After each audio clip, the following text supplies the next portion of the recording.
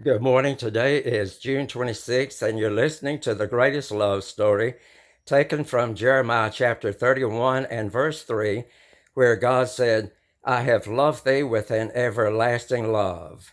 If you have members within your household, please invite them to join with us. And while you're doing that, we will be sharing some updates. Next Sunday, we're going to be talking about Jesus as he begins his personal ministry, and you'll be able to go with Jesus step for step, and you'll be able to see him, he'll be able to see you, and know that you're from this time era. But he wants you to dig deep into the scriptures and share those things with people around you. And so he'll be glad for the company as you go with him on the daily journey. Now, 2 weeks from today, we're going to talk about challenges, and all of us love a great challenge. And so I'm going to be challenging you to use your abilities and your talents in the service of the living God. And so we look forward to these programs, and we hope that you'll be inviting others to join with us as well. Now, last Sunday, we asked a mystery question about the Tower of Babel, that what was the reason that was given why that they built the Tower of Babel. Now, the secondary reason was that they wanted to build a tower to heaven. And what was the first and the primary reason? And that answer to that question is this: they wanted to build themselves a name lest they be scattered upon the face of the earth. And so they were being afraid of being scattered upon the face of the whole earth, as the scripture indicates in Genesis chapter 11 and verse 4. Now, in Genesis chapters 9 and 10, you notice that the people were scattered abroad upon the different nations and also upon the face of the entire earth. And so we all trace back to the genealogy of Adam and Eve eventually. And so there is but one race. God did not make a separate race, but rather there was incest, and this was not frowned upon at the time in the very beginning.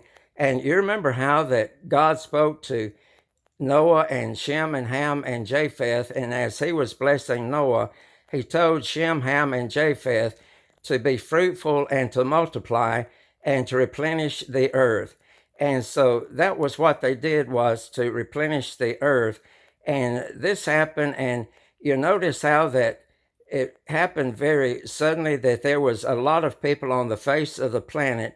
And then in Leviticus, the 20th chapter, or rather the 18th chapter, and then verses 9 through 11, it became something immoral to God, that he did not want incest to take place.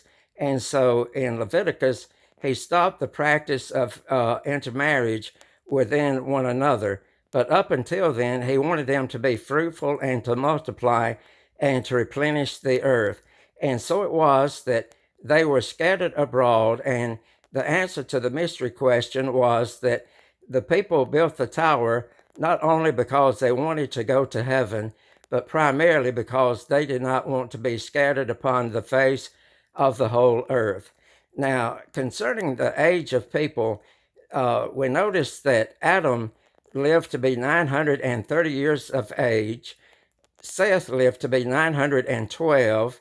And then also Methuselah lived to be 969. And Noah was not too far behind him at the age of 950. And then I noticed that there was a sudden drop off where that people began living into the 200 range. And so then in Psalm chapter 90 and verse 10, the days of our years are 80 years and 10.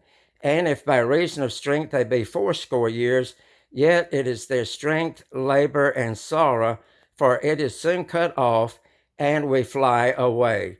And then also we notice that in Genesis, very often it mentions the genealogy. Now, genealogy is very important to God, and was important to humanity as well. And in Matthew, the 1st chapter, and Luke, the 3rd chapter, it gives genealogy. But in the book of Genesis, very often it gives the genealogy every so often.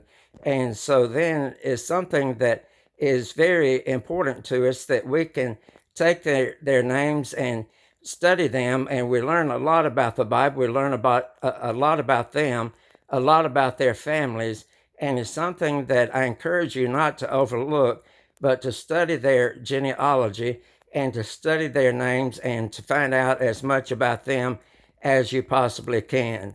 Now, today we would like to talk about Abraham and also his wife Sarah. And God had instructed Abraham to leave his family at the age of 75, and he would show him a great land, and he was going to bless Abraham such that the people on the face of the planet, that they would all be blessed. And so there's going to be another mystery question for next Sunday, and that is that we're going to be studying about Abraham in Genesis, the 12th chapter, and then we're going to continue on in the other places where we talk about the Old Testament concerning Abraham. But he is also mentioned having a conversation in the New Testament, and where is that located, and who was he speaking with? And so that is your mystery question for next Sunday. And so I hope that you'll have fun with that one. Now, Abraham, when he left his family at the age of 75, he took with him his wife Sarah and also his nephew Lot. And so then, as they traveled, they came down to the land of Canaan, and God had indicated to Abraham that this was the land that he would give to Abraham and to his family. And so then Abraham built an altar and he blessed God, and then he goes up also into the east of Bethel on top of a mountain, and he builds another altar and he blesses God, and then he continues his journey southward. And then there was a famine in the land, and so Abraham said, let us go down to Egypt. And so as they got very close, Abraham indicated to Sarah to tell those that were nearby, the Egyptians, that she was his sister, and that not to say that she was his wife. Well, Abraham was telling a little bit of a half lie, because in the book of Genesis later on, in the 20th chapter, we learned that Abraham was married to Sarah, who was his half sister, and then also his wife. They shared the same father, but not the same mother. And so whenever the Egyptians came forth, Sarah did as Abraham had requested. And so the princes talked to Pharaoh about Sarah, that she was a fair woman. And then we noticed that Pharaoh entreated them, and he invited them to come in, and he took very good care of Abraham. And the scripture indicates that he had a lot of donkeys, camels, men servants, maid servants, and things of that nature to take care of Abraham. And then God sent forth a lot of plagues upon Pharaoh. And then Pharaoh goes to Abraham and he says, what is this thou hast done to me? Why didn't you tell me that she was your sister? And he indicated that, is it because that I would have taken her to be my wife? And so he indicated to go thy way. And so he instructed the people around him about Abraham and Sarah to let them go. And I'm sure also Lot was with them as well, but to let them go. And so they went forth in peace. And so we're going to continue on in 3 weeks with Abraham. And it's going to be very interesting because everyone wanted to go back to their seed belonging to Abraham. And we're going to learn a lot of great things about him and about Sarah. And we're looking forward to that. And so thank you for tuning in this Sunday. And I hope that you'll be inviting others to join with us as well. I would like to thank Randall and Deborah for the great work that they do. They're always very accommodating if there's something that I need, and I want to thank them and encourage you to listen to them not only on Sundays, but throughout the week for updates and then also for the very finest in radio programming. And so please be inviting others to join with us. And till next Sunday, take care and God bless.